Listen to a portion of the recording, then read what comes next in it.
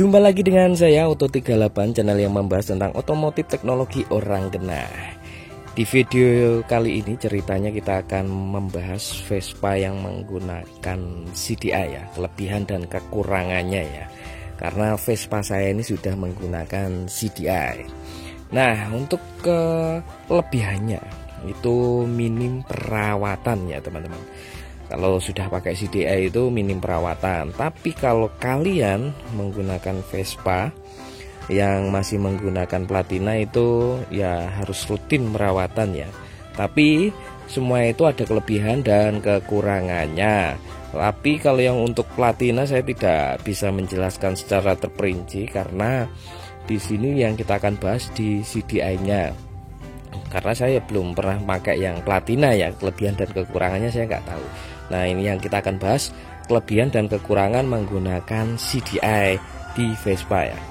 Yang pertama kelebihannya dulu ya. Kelebihannya itu minim perawatan ya. Kemudian yang kedua itu apinya besar atau stabil, jarang nyetel ya.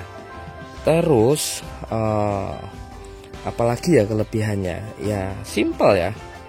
Simple. Cara pakainya juga simple, nyetelnya simple, tinggal dicabut, dicolok kalau rusak ya. Nah, kekurangannya kalau menurut saya kalau pakai CDI, kalau CDI-nya rusak teman-teman harus bawa serep ya. Jadi kalau pakai CDI kalian harus bawa serep CDI. Kalau kalian pakainya CDI model Grand ya harus bawa serepnya ya CDI Grand. Kalau kalian memakai CDI yang asli Vespa yang tik itu ya kalian harus bawa serep CDI tik juga.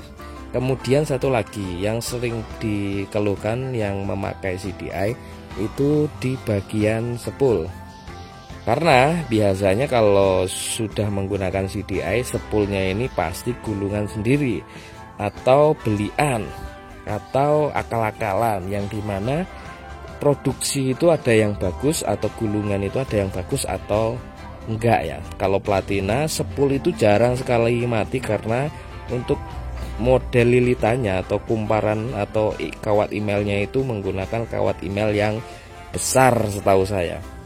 Jadi ada keuntungannya menggunakan CDI dan ada juga kekurangannya menggunakan CDI. Yang pertama ya itu tadi kelemahannya ya sepolnya ini sering bermasalah. Kemudian kalau CDI-nya mati ya harus ganti, nggak bisa diakal seperti platina. Kalau platina kan setahu saya walaupun saya belum mempunyai Vespa yang model platina itu masih bisa diketok atau diamplas, itu pasti Vespanya apinya keluar dan bisa nyala lagi. Kalau kepunyaan saya ini kalau sudah sepolnya yang mati ya wassalam, harus didorong ya. Kalau yang platina sepulnya nggak pernah mati ya, atau jarang sekali ditemukan Vespa yang platina itu sepulnya mati.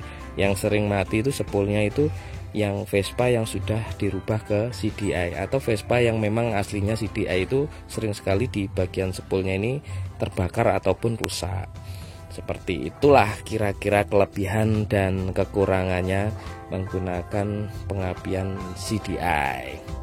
Kalau kayak gini sih udah bukan aslinya Vespa lagi. Sudah pengapiannya menggunakan sepul buatan sendiri, CDI-nya Grand, karburasinya sudah menggunakan PE, koilnya sudah nggak jelas. Ini Vespa yang amburadul ya.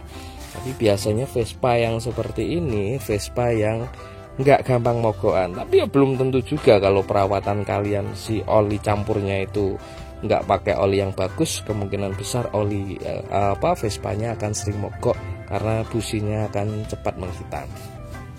Kita panasin Vespa kita ya yang ada di belakang rumah, kita kontak on, ceklek.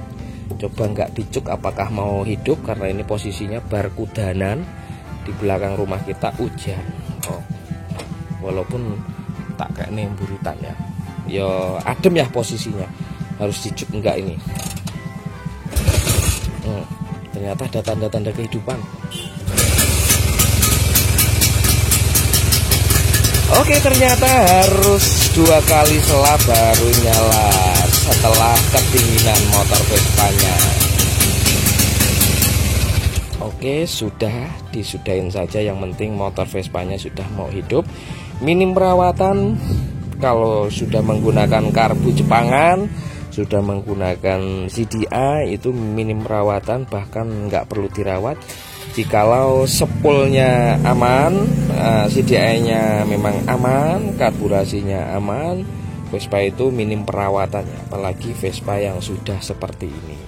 Ya wes, gitu aja di video kali ini. Semoga teman-teman terhibur dan memberikan informasi. Di sini hanya berbagi pengalaman yang pernah saya pernah saya alami ya.